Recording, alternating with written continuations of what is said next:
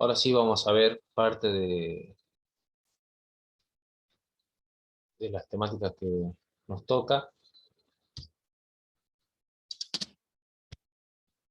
Súper importante y súper frecuente, y también súper pregunta de examen, lo viene a hacer EPOC, y que esto lo van a, lo van a usar durante el resto de su vida aquel que se dedica a hacer patologías respiratorias. Bueno, las siglas EPOC, como su nombre lo dice, significa lo que sale en el texto. Son las enfermedades, todo lo que son las enfermedades pulmonares obstructivas crónicas. Cuando hablamos de esto, estamos hablando de un cuadro heterogéneo. Siempre se caracteriza, obviamente, por patologías respiratorias, que ya vamos a tocar cuáles son, pero tiene un componente en común. Generan una limitación al flujo aéreo, que son cuadros persistentes. En este caso hay anomalías en la vía aérea y también a nivel alveolar, y que se va a producir por la exposición significativa a partículas nocivas o a gases, y también están influenciadas por ciertos factores que pueda tener el individuo. Y esto va a desarrollar ciertas anomalías del pulmón. Bueno, nosotros tenemos que constatar que hay una limitación al flujo aéreo, ¿sí? Y eso se lo va a constatar perdón, por lo que es la espirometría, ¿sí? Que es una prueba en la cual lo hemos visto. El paciente tiene que soplar a través de una boquilla para ver justamente la capacidad pulmonar que tiene ese paciente, ¿sí? Para que ustedes se ubiquen, ¿sí? Vamos a volver un poquito con respecto a esto y se lo voy a poner en palabras sencillas. Anteriormente, lo que hablábamos de la definición de EPOC, se decía que era una enfermedad que es pulmonar obstructiva crónica, que va a producir una obstrucción al flujo aéreo, y antes se decía que es producido por partículas del tabaco. Posteriormente se vio que no solamente el tabaco podía generar este tipo de cuadros, sino que cualquier otra partícula nociva o ciertos gases, la exposición a ciertos gases, podía llegar a producir este tipo de cuadros. ¿Por qué se llegó a esta conclusión? Porque se ha visto que había personas que no habían fumado nunca en su vida, pero eran convivientes, o lo que se llama, por ejemplo, los fumadores pasivos, ¿sí? Eran convivientes con personas que fumaban, o bien, es muy común esto en el interior de nuestra provincia, hay personas que hoy en día todavía siguen cocinando con hornos a leña, entonces se exponen constantemente a la inhalación de humo, y eso generaría también un cuadro a la larga, también tipo EPOC. Por eso se ha modificado la definición a lo largo del tiempo de lo que viene a ser EPOC. Por eso decía, muchas definiciones previas de EPOC habían enfatizado en dos patologías principalmente, ¿sí? En lo que viene a ser el enfisema y la bronquitis crónica, que hoy en día no están incluidos en lo que es las guías GOLD, ¿sí? Las guías GOLD son las básicas, ustedes pueden entrar a la página de GOLD, que es justamente como una entidad mundial, que es la que genera justamente los términos, las definiciones y las actualizaciones con respecto a esta patología, y en la cual esto, digamos, se está controlando también, o es la que va introduciendo nuevos fármacos para el tratamiento, y que justamente se somete a este comité de expertos, que son los que forman este tipo de guías con respecto a esta patología, ¿sí? Pero sepan que anteriormente lo que era la patología, esto, lo que es el EPOC, involucraba dos patologías, que esto es por término. Esto es como término clásico para que ustedes se entiendan, ¿sí? EPOC siempre se hablaba, cuando hablamos de EPOC, de dos tipos de patologías, que es el enfisema y la bronquitis, ¿sí? El enfisema, para definirlo, tiene una definición que es, para que ustedes lo sepan, anatomopatológica, ¿sí? Aquí en el enfisema se produce, por definición, hay una destrucción de las superficies de intercambio gaseoso, ¿sí? A nivel alveolar, y para definir enfisema siempre pedimos, sobre todo en el examen, que den una definición de tipo patológica. ¿Qué significa? La patología es la especialidad en la cual el médico recibe las biopsias y las visualiza al microscopio. Entonces, el médico patólogo recibe, por ejemplo, una pieza macroscópica o un pulmón de una persona que falleció, que tuvo EPOC, y cuando lo ve el microscopio, ¿qué es lo que va a ver? Va a ver justamente una destrucción de lo que viene a ser, o una, para que ustedes se ubiquen, sí, va a producir una dilatación de los espacios aéreos que son distales a los bronquiolos terminales y va a haber destrucción de los septum. Eso es lo que ve el patólogo, ¿sí? Una dilatación de los espacios aéreos, ¿sí? Que son distales a los bronquiolos terminales y con destrucción de los septum. Eso es la definición clásica de enfisema, ¿sí? Para que ustedes se acuerden. En el Argente, por ejemplo, cuando ustedes, si quieren, pueden buscarlo en el Argente la van a encontrar la definición, y era la definición clásica. Entonces se producía eso, hay una destrucción de las superficies de intercambio gaseoso. Acuérdense que siempre las superficies que son distales, los bronquiolos terminales, son las superficies en las cuales ya se produce intercambio gaseoso. ¿Sí? La superficie en la cual empieza el alveolo y ahí ya se empieza a producir la hematosis. Entonces, acá lo resume mucho más lo que yo les acabo de decir, pero genera justamente lo mismo, ¿sí? Destrucción de las superficies de intercambio gaseoso, que son las superficies alveolares. Cuando hablamos de bronquitis crónica en este caso, la bronquitis crónica se define porque hay presencia de tos y expectoración, o tos y producción de esputo, por al menos 3 meses en cada uno de estos meses, ¿sí? Y que se da en 2 años consecutivos. Es decir, la persona está expectorando, por ejemplo, está tosiendo y expectorando el mes de mayo, junio y julio. Y va a hacerlo este año y va a hacerlo el año que viene, por ejemplo. ¿Sí? Capaz que no va a ser mayo, junio y julio el año que viene, pero que pueda ser julio, agosto, septiembre. ¿Ok?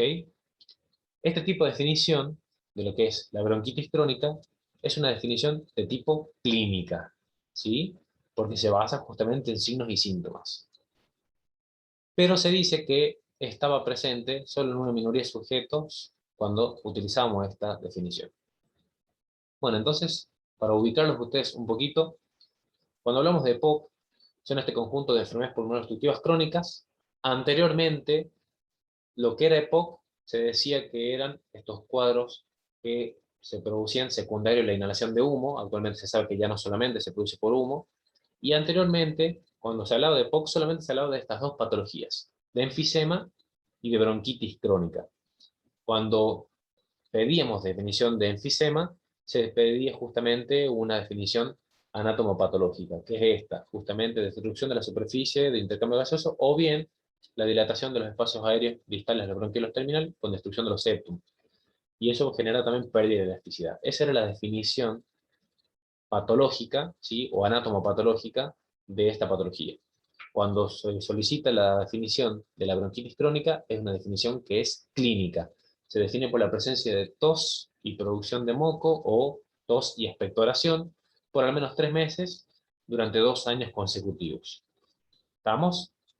Esto era lo que se consideraba en la época, pero se ha visto que justamente estos cuadros han cambiado, sino que se han ido solapando. Los pacientes que tenían EPOC no solamente tenían enfisema y no solamente tenían bronquitis crónica, que muchas veces estos síndromes se superponían.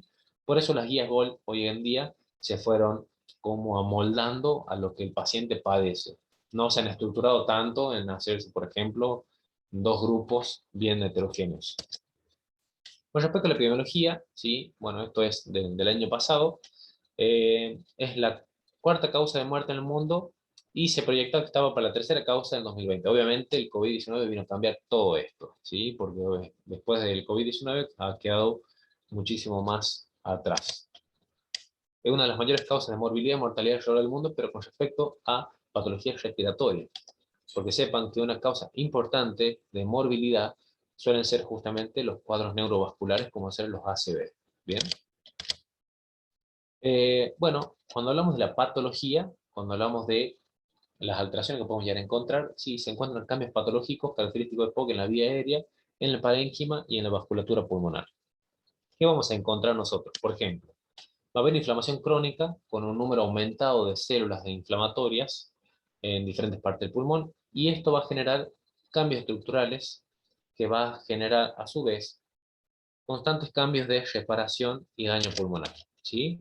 Con respecto a la patogénesis, es decir, cómo se genera esta patología, Esta inflamación que se observa en el tracto respiratorio de las personas que tienen EPOC es un cambio o una alteración en una respuesta inflamatoria que puede tener cualquier individuo, ¿sí? En una respuesta inflamatoria normal.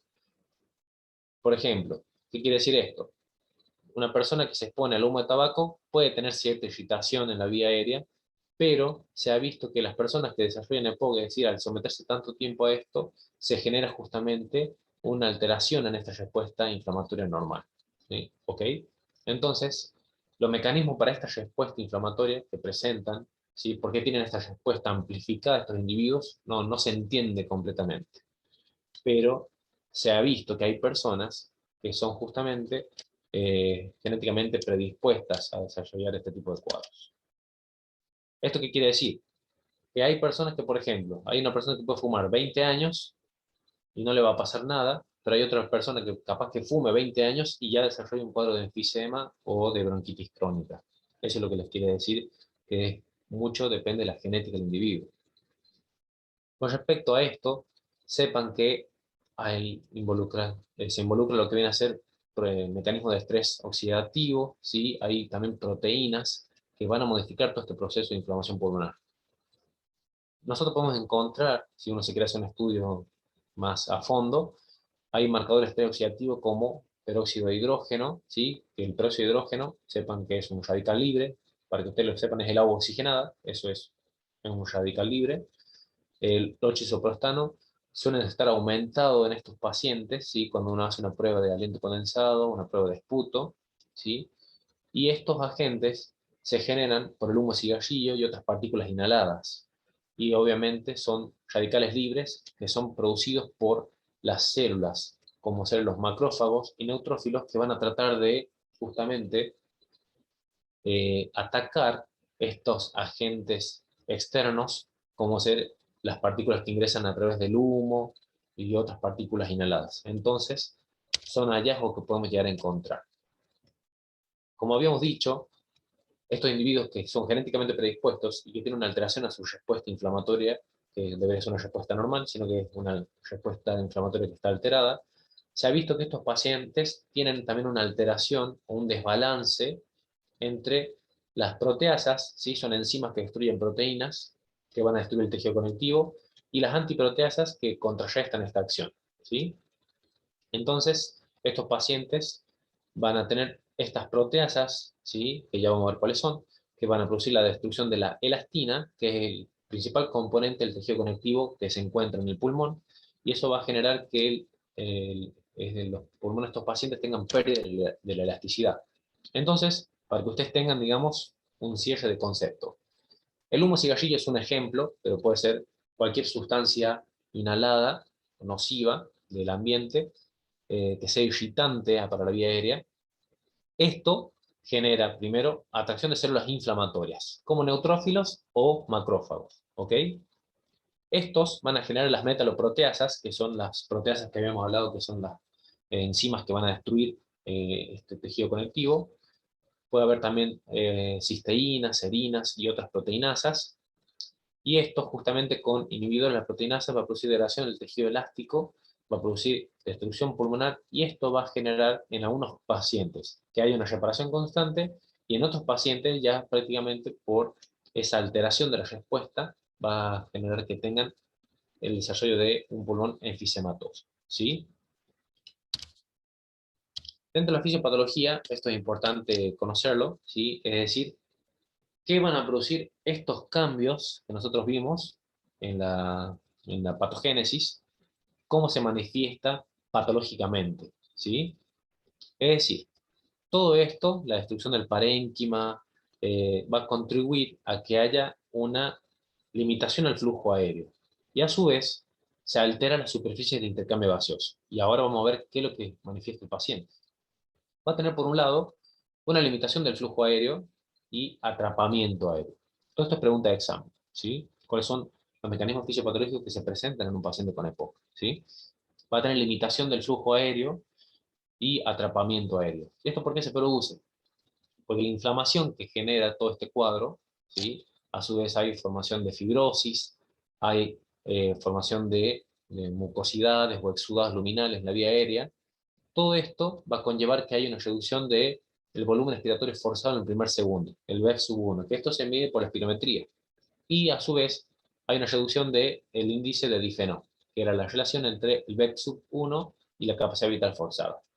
Todo esto va a generar que haya, a su vez por la pérdida de elasticidad, va a producir atrapamiento aéreo, y estos pacientes suelen tener también hiperinsuflación. Es decir, el paciente, para que ustedes se ubiquen, el paciente de POC, al tener una pérdida del tejido elástico, del tejido conectivo pulmonar, su pulmón no tiene la capacidad de poder, digamos, expirar todo el aire que ingresa. Entonces, tienen un pulmón que está hiperinsuflado. Y al estar hiperinsuflado, genera justamente este mecanismo que es el atrapamiento aéreo. Tienen una superficie de intercambio gaseoso anormal, ¿sí? Esto va a producir que el paciente curse con hipoxemia e hipercapnia. Lo vamos a volver a ver cuando estudiemos insuficiencia respiratoria.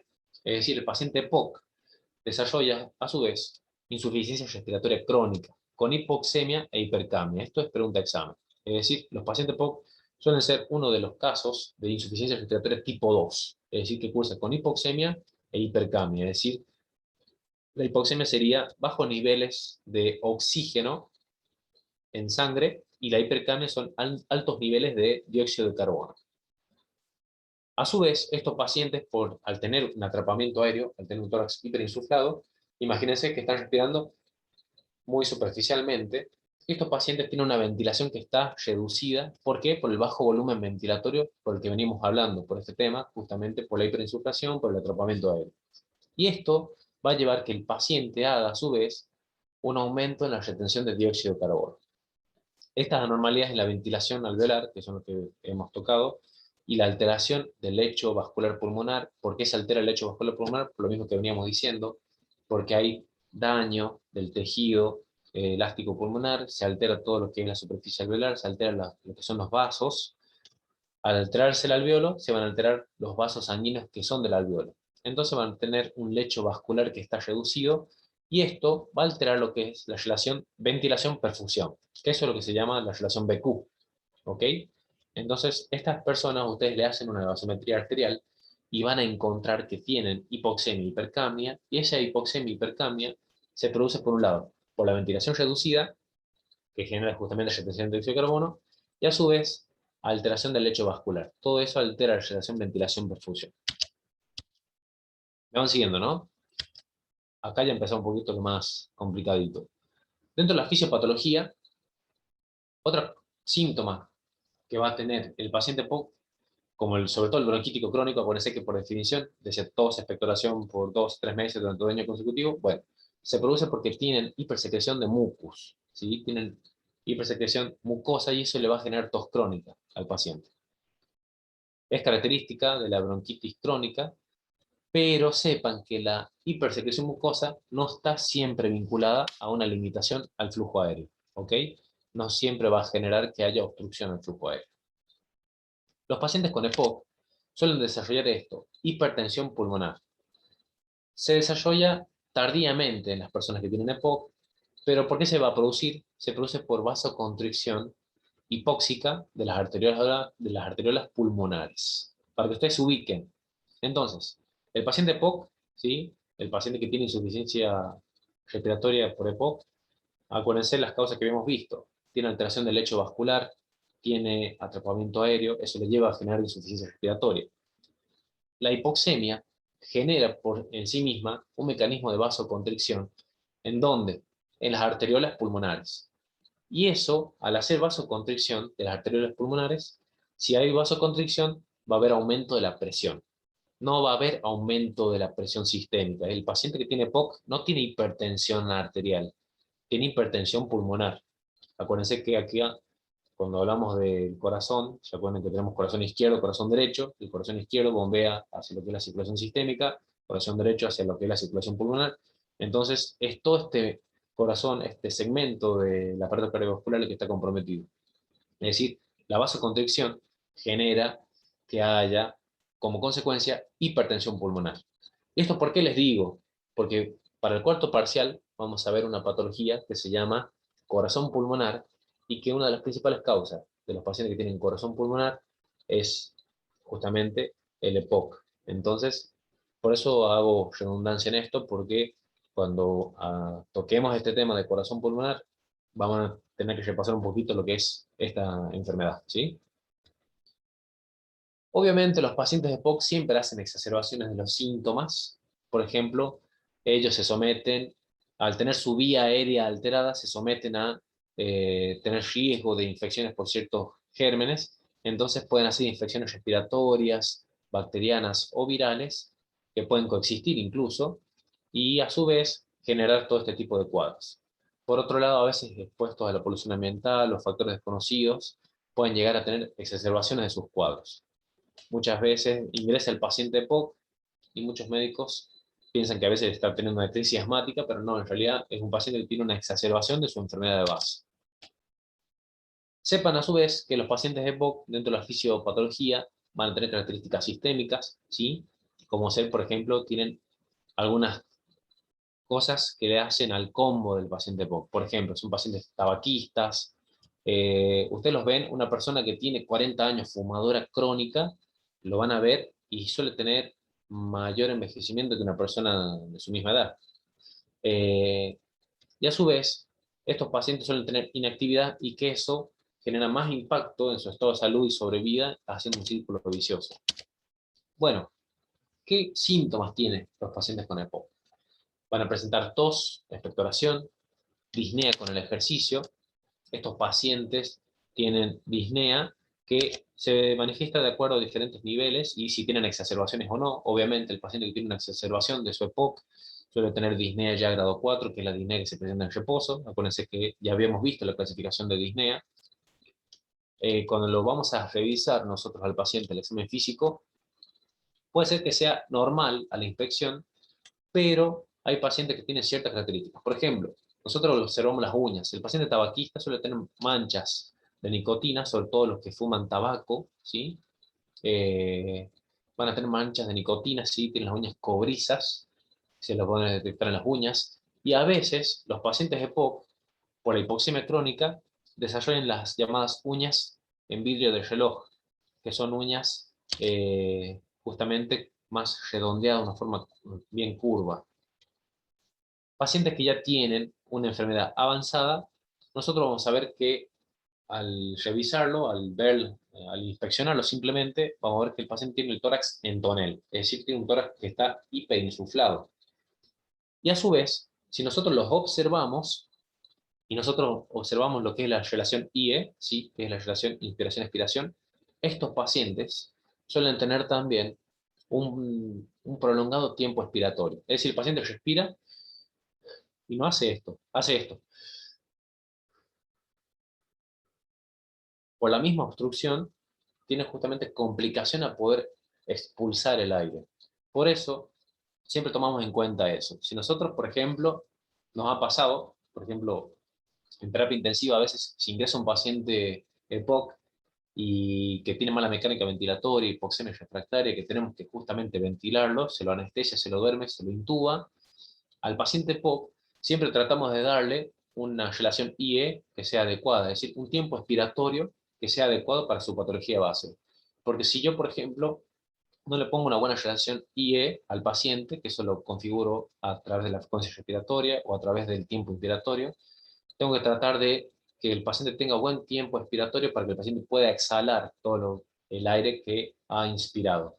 Y de esa forma no vaya haciendo más atrapamiento aéreo y genere más autopico, que es la propia presión de fin de expiración positiva que va a hacer el paciente. Los pacientes de EPOC también cuando los inspeccionamos puede llegar a tener cianosis a nivel de los labios y también a nivel de las uñas, ¿sí? Que son signos justamente de cianosis central. ¿Ok? Cuando nosotros lo vamos a examinar, parte del examen, recuerden que era la percusión, son pacientes que, como tienen el tórax hiperinsuflado, la excursión de las bases está disminuida. Entonces va a ser otra de las alteraciones. Y súper importante, a la hora de auscultarlo al paciente que tiene POC, yo voy a auscultar roncus y sibilancias. Dentro de lo que viene a ser el aspecto, ¿sí? Esto es algo clásico. Se veía que los pacientes que tienen enfisema, los llamamos resopladores rosados, tienen un aspecto que suelen ser bien delgados, altos, flacos, mientras que el paciente bronquítico crónico tendría propensión a la obesidad y cianosis, que era la típica semiología, es decir, el paciente con enfisema suele tener este tipo de fenotipo, un paciente longilíneo, a veces delgado, y que tiene un tórax que está hiperinsuflado. Mientras hay también las características de el eritema facial. Mientras que el paciente que es bronquítico crónico tiene esa propensión, esa tendencia a la obesidad, o mejor dicho, el paciente obeso que fuma, digamos, tiene tendencia a convertirse en un abotagado azul o congestivo azulado, que es como lo llama la vieja bibliografía. Son pacientes justamente con fase abotagada, con cianosis central y las características propias de la obesidad. Bueno, con respecto al tema de los exámenes que nosotros vamos a utilizar para diagnosticar al paciente con EPOC, vamos a ver que tenemos que hacer una espirometría. Vamos a detectar que el paciente tiene una disminución del BEF1 y de la relación o el índice de difenó. El grado de obstrucción es un factor pronóstico, obviamente. Se le puede hacer una gasometría arterial, que es decir, una punción arterial, y hacer un análisis de la sangre arterial para ver los valores de oxígeno y de dióxido de carbono.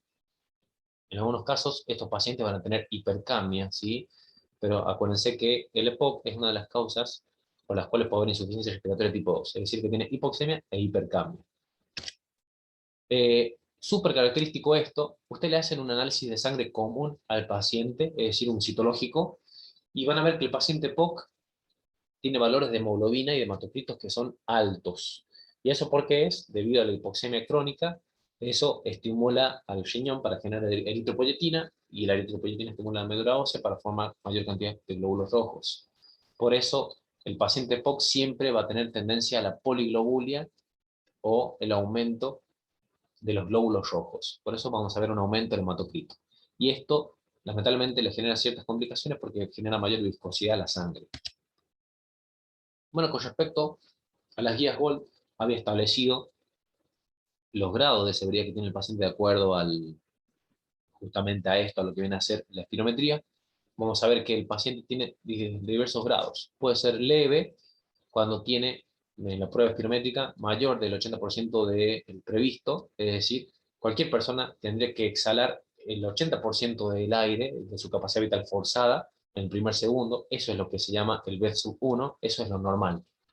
La mayoría de las personas tienen que exhalar el 80% del aire en el primer segundo. Es decir, hacer esto. En el primer segundo, largo la mayor cantidad de aire. En personas sanas, incluso hasta el 100% se puede llegar a exhalar. Pero personas con una etapa 1 pueden hacer más del 80% y tienen un índice de difenó. Todo esto lo tira la máquina, estos datos. El índice de difenó menos 0,7. Un paciente que ya tiene una etapa moderada, o etapa 2, es aquel que puede hacer menos del 80% del BEF1 previsto y tiene un índice de difenó también menos 0,7. Los pacientes con un compromiso intenso tienen un BEF1 menos del 50%, ¿sí? Eh, pero, pero es mayor al 30%. Y también su índice de difenó es menos 0,7, y aquellos pacientes que ya tienen un BEF1 menos del 30%, es decir, capaz que en ese primer segundo larga solamente el 20 o el 25% de toda su capacidad vital forzada, ese paciente tiene una obstrucción severísima. Entonces, de esa forma nosotros evaluamos mediante la espirometría, mediante la prueba espirométrica, evaluamos justamente la capacidad que tiene el paciente. Obviamente, esto es terreno del neumonólogo. Lo tiene que hacer a este estudio el especialista en neumonología, pero generalmente el neumonólogo recibe el estudio que lo hace el asistente, porque la asistente, el neumonólogo, que es la que generalmente hace el estudio con el paciente. Bueno, dentro de los exámenes complementarios, es decir, que es lo que podemos llegar a pedir también en un paciente que esté internado con EPOC. La espirometría no suele ser un estudio que se hace en un paciente internado, sino que suele ser un estudio ambulatorio. La radiografía de tórax. Podemos encontrar diferentes tipos de alteraciones que ya vamos a verlas enseguida. A su vez puede tener, por ejemplo, el EPOC, como tiene atrapamiento aéreo, tiene mayor volumen pulmonar, que eso genera justamente hiperinsuflación. Y algunos pacientes se sugiere realizar pruebas en busca de déficit de alfa-1 antitripsina en pacientes que tengan asma o EPOC, etiologías que son inciertas. Esto es una radiografía de tórax de un paciente que tiene justamente EPOC, pero en este caso tiene enfisema pulmonar. Van a ver ciertas características. Por ejemplo, van a ver que los espacios intercostales están muy separados uno de otro. Bien, ese es uno de los signos. Otro de los signos es la horizontalización de las costillas. Las costillas, en lugar de tener esa forma un poquito más curvada, debido a la hiperinsuflación torácica, el paciente tiene justamente horizontalización costal. Y otro dato es el aplanamiento diafragmático. El aplanamiento diafragmático indicaría en este caso también retención aérea, también atrapamiento aéreo. Por eso es otro signo que podemos llegar a encontrar en los pacientes con EPOC. Por eso los pacientes con EPOC a veces el radiólogo necesita un chasis enorme para que se pueda llegar a detectar todos los hallazgos de la radiografía de tórax. Otro dato también que tiene, acuérdense, el aire siempre se ve negro en las radiografías. Entonces, estos pacientes van a tener una radiografía bien negra. Nosotros le llamamos hiperclaridad pulmonar. ¿Ok? No se vayan a confundir con el claro sonoro del paciente del tórax normal, que es un signo de percutorio del examen físico. Acá estamos hablando de un signo radiológico, que es la hiperclaridad pulmonar, que se presenta justamente en los pacientes con EPOC. Ese tórax que está hiperinsuflado. ¿Bien? Acá en este caso, como vimos, lo decía recién en el texto, hay pacientes con EPOC que muchos de ellos desarrollan bullas, ¿sí? ¿Qué es una bulla? O bula, también se le puede llegar a decir. Es justamente una cavidad de aire en la cual está alterada lo que viene a ser la trama normal pulmonar y va a generar justamente un aspecto mucho más claro, mucho más negro. Acá se ve también una bulla bastante grande. Y ustedes van a decir, ¿qué importancia tiene esto? Mucha, porque a estos pacientes se les llega a reventar esta bulla y es un paciente que va a hacer un neumotórax. Esta imagen acá, en triángulo, es una neumonía que tiene justamente un patrón de condensación así bien triangular, que puede llegar a presentarse en algunos pacientes que capaz que pudo haber tenido una sobreinfección bacteriana y ha hecho una exacerbación de su EPOC. Bueno, con respecto al tratamiento, esto no nos vamos a detener tanto, pero sepan, súper importante, el paciente POC tiene que abandonar el tabaco.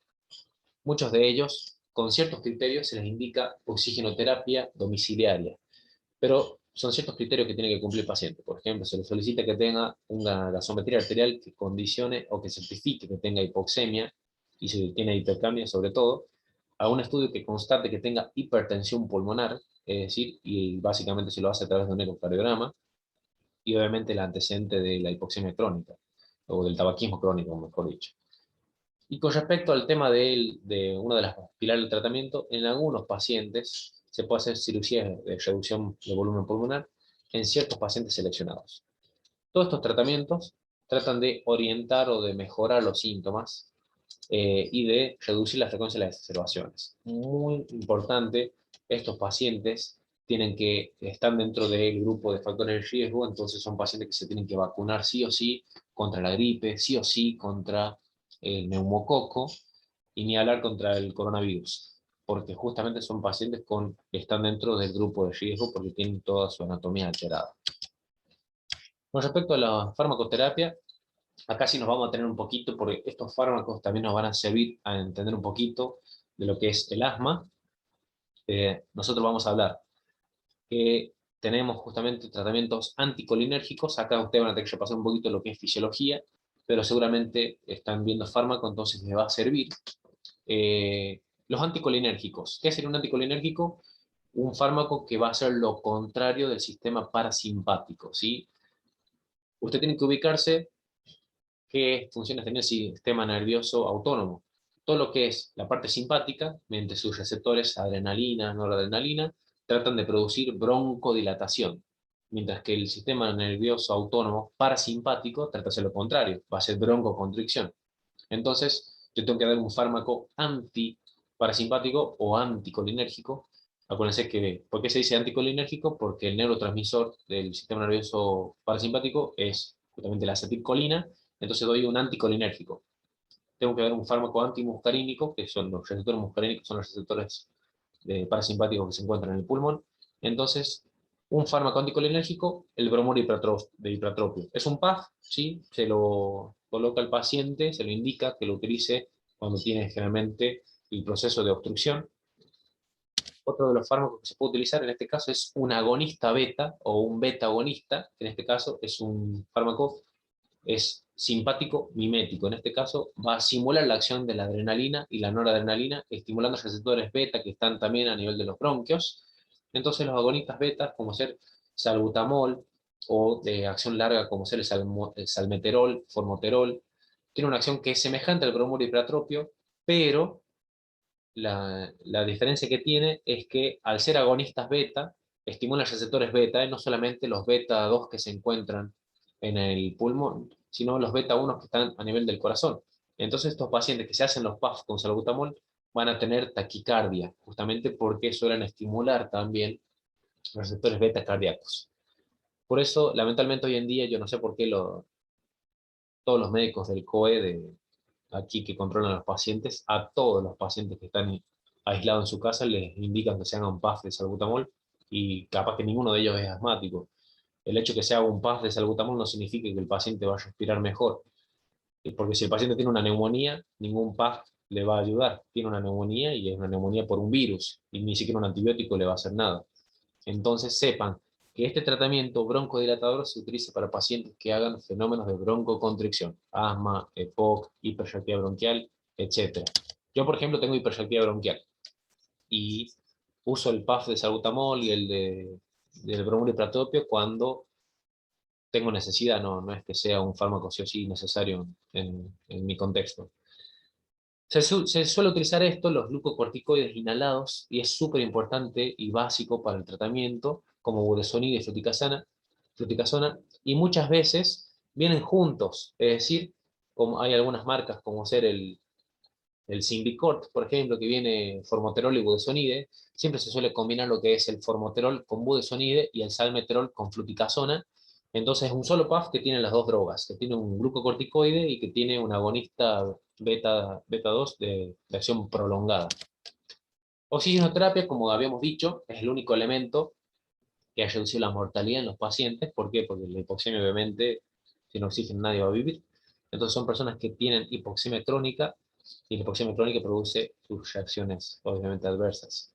Entonces estos pacientes se les indica justamente oxigenoterapia, sobre todo si tienen saturación menos de 88, menos de 90, con los signos que habíamos dicho, si tienen hipertensión pulmonar, si tienen insuficiencia cardíaca derecha, que es lo que se llama corazón pulmonar. Entonces estos pacientes sí o sí hay que indicarles oxigenoterapia domiciliaria. Hay otros fármacos que se utilizan también. Recuerden que el paciente EPOC suele tener hipersecreción mucosa, entonces se le suele indicar lo que viene a ser esto, la N-acetilcisteína, ¿sí? Porque tiene una propiedad mucolítica. La N-acetilcisteína es un fármaco que lo que hace rompe los enlaces disulfuro de las secreciones, haciendo que las secreciones sean mucho más líquidas, entonces sea muchísimo más fácil de expectorar. Muy bien, chicos. Nos queda un último temita y ya terminamos. Y dejamos las preguntas para después.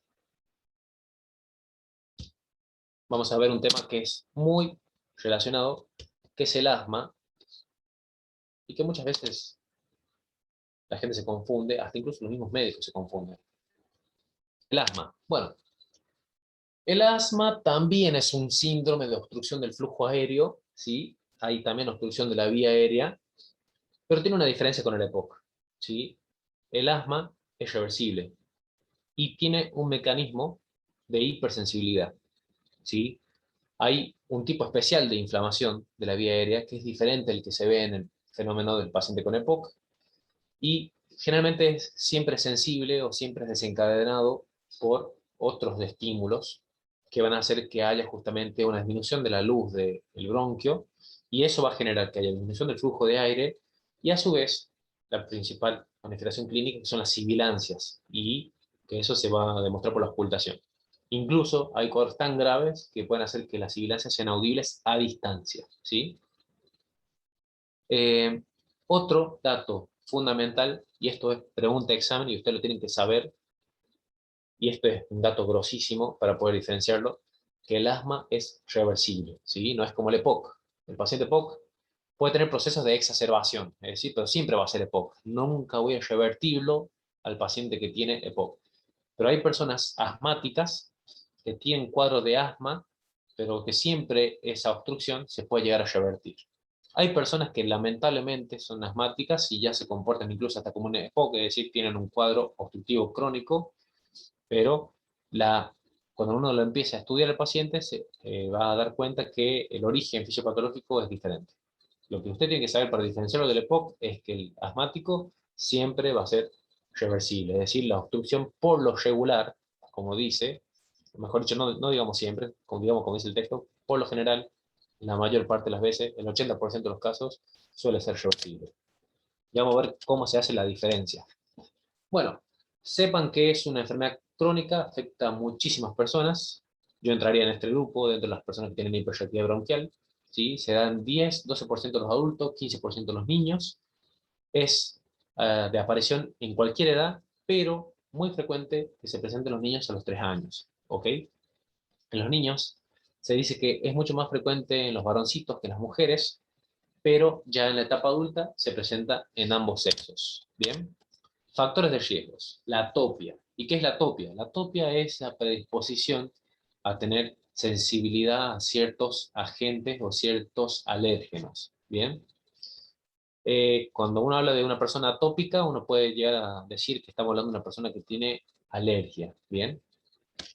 El principal factor de riesgo para padecer asma. Las personas que no son atópicas tienen un riesgo que es muy bajo de presentar la enfermedad. ¿Sí? Hay gente que puede tener, por ejemplo, atopia respiratoria, es decir, en este caso, una predisposición a tener cuadros de hiperreactividad bronquial ante ciertos alérgenos. Hay otras personas que tienen atopia, pero de la piel, es decir, generan dermatitis atópica, es decir, le pica un bicho o toma contacto con algún agente o algo en la piel y se le hincha o se le hace una urticaria. Entonces son personas que tienen dermatitis atópica, ¿bien? La atopia se puede presentar de diferentes formas y en diferentes órganos. Los asmáticos, ¿sí? También pueden cursar con esto, como ser rinitis alérgica y dermatitis atópica. Yo, gracias a Dios, no hago dermatitis atópica, pero tengo hiperreactividad bronquial y hago más frecuentemente rinitis alérgica. Yo diría que sufro más de rinitis alérgica que de hiperreactividad bronquial. Bueno, ¿y qué es un alérgeno?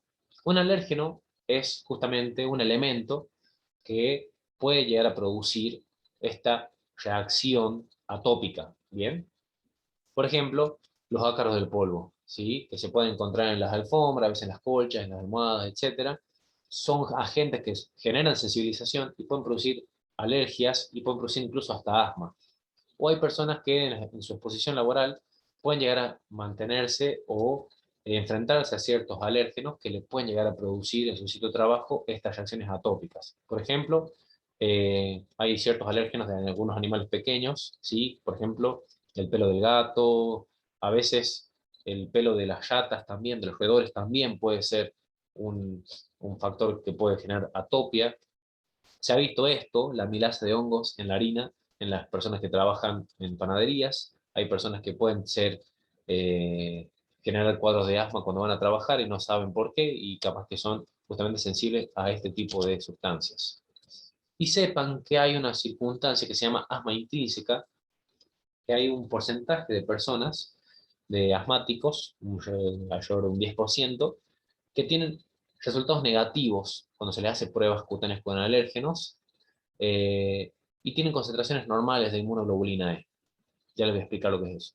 Entonces, estos pacientes suelen tener, por lo general, una enfermedad de comienzo tardío. Entonces, ustedes van a decir, uno, ¿cómo llega al diagnóstico de esto? Generalmente, este tipo de detecciones se realiza mediante un inmunólogo que va a tener que realizar pruebas cutáneas, es decir, los inmunólogos tienen justamente unos test de alérgenos que se van a hacer justamente con pequeñas punciones o inyecciones pequeñitas en la piel para ver a qué puede llegar a reaccionar el paciente. De esa forma se puede llegar a conocer cuáles son los antígenos o cuáles son los alérgenos que puede llegar a desencadenar la reacción en el paciente. Hay personas que no reaccionan a ninguna de estas pruebas, entonces lo que se conoce como asma intrínseca. Bueno, Con respecto a esto, en cuanto a factores de riesgo y elementos desencadenantes, nosotros tenemos por un lado factores endógenos, es decir, que son propios nuestros, factores ambientales y obviamente elementos desencadenantes. Por ejemplo, hay personas que son genéticamente predispuestas a hacer un cuadro de asma. Hay personas que, por la misma atopia, es decir, tienen justamente esa predisposición a desarrollar alergias. Hay personas que tienen hiperreactividad bronquial, es mi caso, por ejemplo. Hay personas que, por el género, ya sea, como decíamos, los niños varones tienen más frecuencia que las mujeres en desarrollar asma. La obesidad muchas veces tiene tendencia a desarrollar, pacientes con obesidad tienen tendencia a desarrollar hiperreactividad bronquial, o a veces hemos tenido una infección viral a una edad temprana y eso ya nos encadenó un proceso de justamente hiperreactividad. Podemos encontrarnos frente a factores ambientales, alérgenos como habíamos dicho, ¿sí? Como el pelo del gato, como los ácaros, etcétera, algún sensibilizante de origen laboral, como dijimos hace un ratito, el tabaquismo pasivo, infecciones respiratorias, a veces la alimentación, nosotros a veces llegamos a sacar alguna alimentación, algún alimento, algo que digamos que podemos llegar a ingerir frecuentemente y capaz que mejoramos. Hay personas que consumen miel y capaz que no se le roncha la piel, pero empieza a tener un cuadro de hiperreactividad bronquial. Entonces, siempre se le indaga al paciente qué es lo que ha cambiado en la dieta. Incluso el paracetamol se ha descrito en algunos casos que puede llegar en algunas personas, obviamente genéticamente predispuestas, puede llegar a producir este cuadro de hiperreactividad. Y como habíamos dicho, redundamos con los alérgenos, que forman parte del ambiente, pero es un elemento desencadenante. El ejercicio y la hiperventilación. Hay personas que tienen asma por ejercicio, es decir, está por hacer ejercicio o ha hecho una actividad física o se ha sometido al frío, también es muy frecuente, capaz que a algunos de ustedes les ha pasado, y se le empieza a cerrar el pecho. A mí de vez en cuando me pasaba eso. Entonces yo, por ejemplo, en cuanto a elementos desencadenantes, el aire frío, por ejemplo, me puede llegar a producir a veces hiperreactividad bronquial.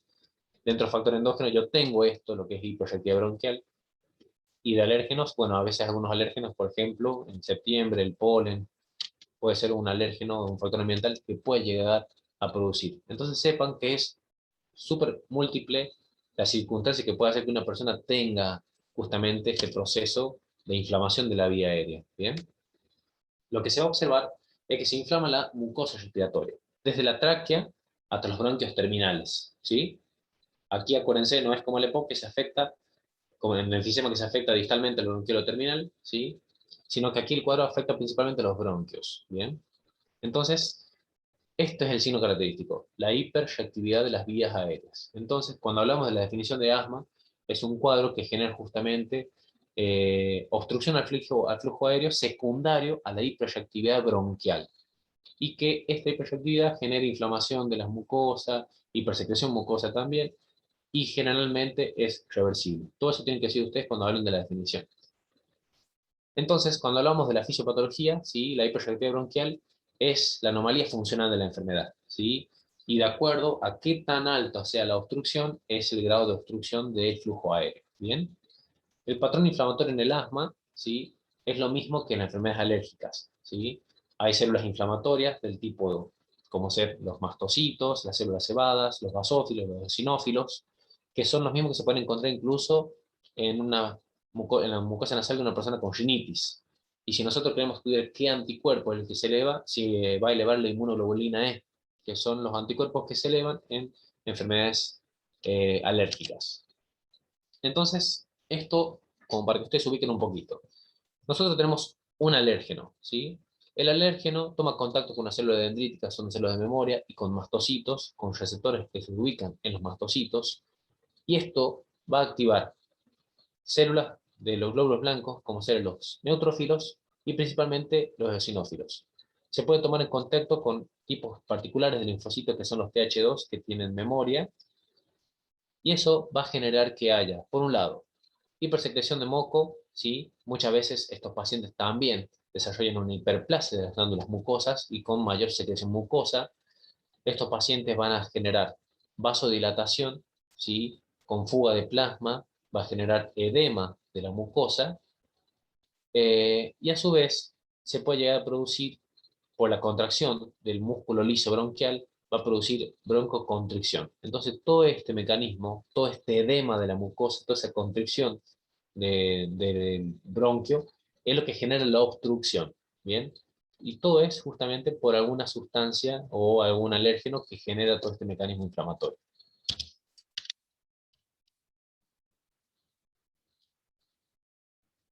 Siguiente. Bueno, dentro de las manifestaciones clínicas, ¿bien? Clínicamente, a la auscultación se escucha casi igual que un paciente con EPOC, ¿sí? El paciente va a tener sibilancias. Puede tener yoncus. Generalmente los yoncus son muy característicos del paciente EPOC, pero el paciente va a tener sibilancias. Acuérdense, es el sonido tipo silbido. Así lo escuchamos cuando nosotros vamos a auscultarlo. Y en algunos casos, si la obstrucción es muy grave, se puede llegar a auscultar a distancia. El paciente durante el proceso obstructivo va a tener disnea y va a tener tos también. Son manifestaciones que van a empeorar durante la noche y es típico que el paciente se despierte muy temprano en la mañana justamente porque por la obstrucción no puede dormir cómodamente. Eh, Muchos pacientes también pueden tener mucha secreción de mucosa y a veces puede ser difícil de expectorar, y estos pacientes suelen tener hiperventilación y empleo de músculos accesorios. Entonces, acá vemos, por ejemplo, en un bebé, sería un neonato, pues está cursando justamente una obstrucción de la vía aérea, puede ser una hipertrofia bronquial, puede ser una crisis asmática, etc. Entonces vemos cómo se nota lo que viene a ser este signo clínico que también tenemos que observar. A la inspección nos podemos dar cuenta si el paciente está teniendo una crisis de disnea, ya sea por asma, que vamos a ver cómo el bebé va a tener, por ejemplo, o un niño, o un adulto incluso, va a tener esto, retracción costal, ¿sí? Que es lo que se llama tiraje. ¿Sí? El tiraje se puede observar ahí, se puede observar también en la retracción supraesternal. Todo ese proceso, debido a la presión que trata de hacer el tórax para poder meter aire dentro de la vía aérea, tiene que hacer mayor presión y eso puede ser eh, complicado a largo plazo porque obviamente el paciente le puede llegar a generar fatiga muscular. Dentro del diagnóstico, bueno, tenemos que hacer el diagnóstico por la clínica, por el examen físico que es lo que hemos visto, y obviamente por esto que es la espirometría. ¿Sí? Nosotros tenemos que hacer una espirometría y así vamos a confirmar con el BEF1 disminuido que hay una limitación al flujo aéreo. Y a su vez, si el BEF1 está disminuido, se altera la relación BEF1 y capacidad vital forzada, que es el índice de IFENO. La reversibilidad, ¿sí? Se demuestra cuando hay un incremento más del 12% y 200 mililitros del BEF1 en 15 minutos después de administrar un beta agonista. Es decir, un paciente me ingresa, por ejemplo, con una obstrucción del flujo aéreo, ¿ok? Ese paciente yo no sé si es asmático, yo no sé si es EPOC, no tuve tiempo de hablar. Pero yo le hago una espirometría y veo que tiene una disminución del BF1 y veo que tiene una reducción del índice de IFENO. Si a ese paciente yo le hago una prueba de broncodilatadores, un agonista beta 2 como salbutamol, y si yo veo que tiene una mejora más del 12% en el B1, en los primeros 15 minutos, yo puedo ver que tiene justamente una reversibilidad. Entonces, el paciente que es asmático suele tener esta prueba característica. Tiene reversibilidad la prueba espirométrica. Sensibilidad de las vías aéreas, bueno, lo habitual es que midamos la hiperreactividad bronquial con un estímulo como ser metacolina o histamina. Esto no siempre se hace, calculando la concentración estimulante que reduce el 20% del BSU1. Es rara vez utilizado en la práctica clínica.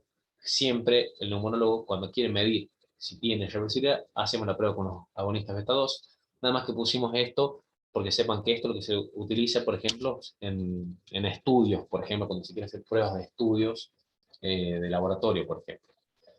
Cuando hacemos un estudio de sangre hematológico, podemos solicitar lo que es la inmunoglobulina E, que es la que se va a elevar en las enfermedades alérgicas y también parasitarias. La inmunoglobulina E también se eleva ante infección por parásitos, pero a veces se puede prevenir una IgE específica contra ciertos alérgenos.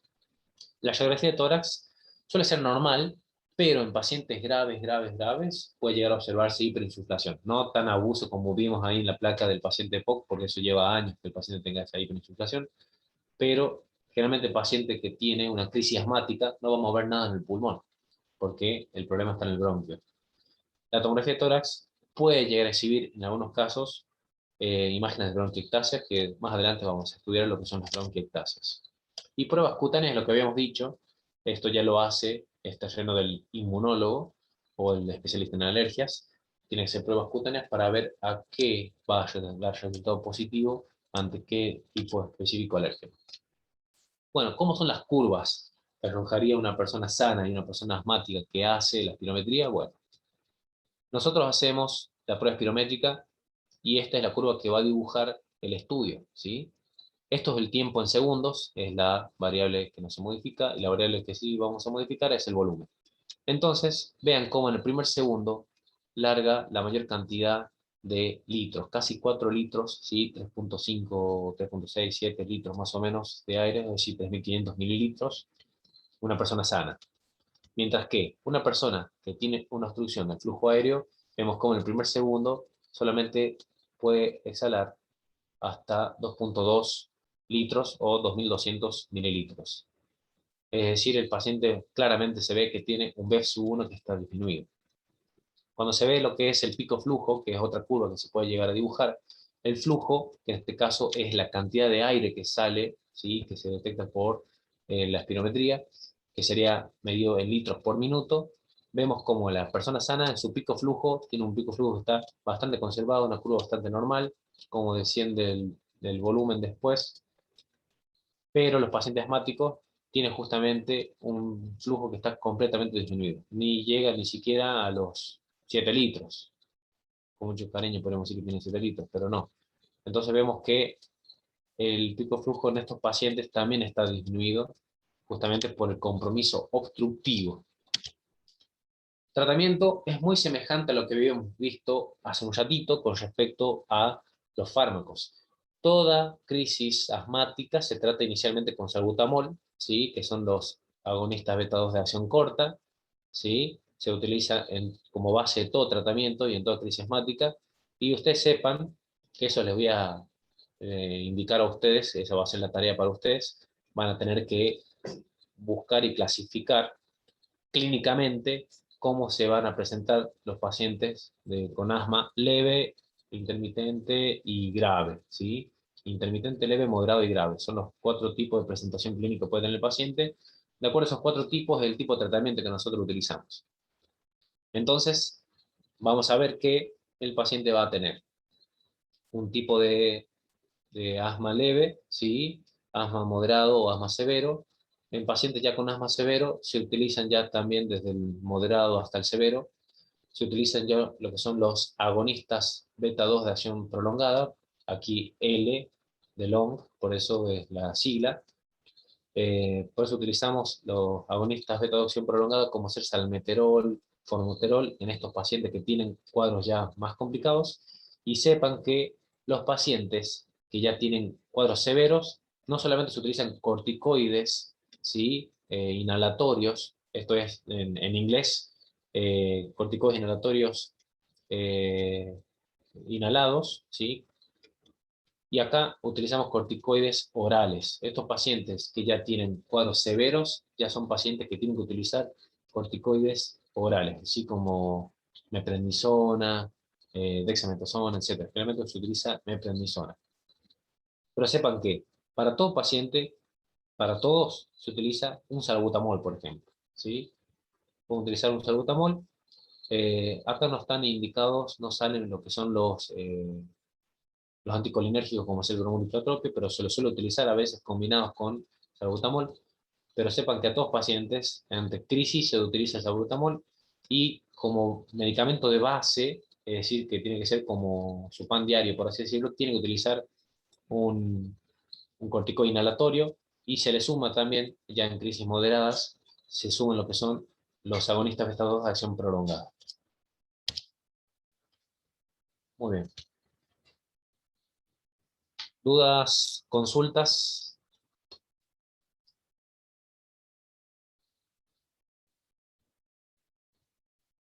Muy bien. Espero que No, les haya todo sido claro. perfecto. Buenísimo. Espero que les haya quedado claro. Son temitas, sobre todo POC, es un temita un poquito engorroso, pero son súper útiles. Súper útiles porque son patologías súper frecuentes. Eh, y con respecto al asma, el asma, recuerden, el EPOC no vamos a ver niños con EPOC, vamos a ver niños con asma y el asma se puede presentar desde los niños hasta los adultos. Son dos patologías que son súper importantes y súper frecuentes que podemos llegar a encontrar.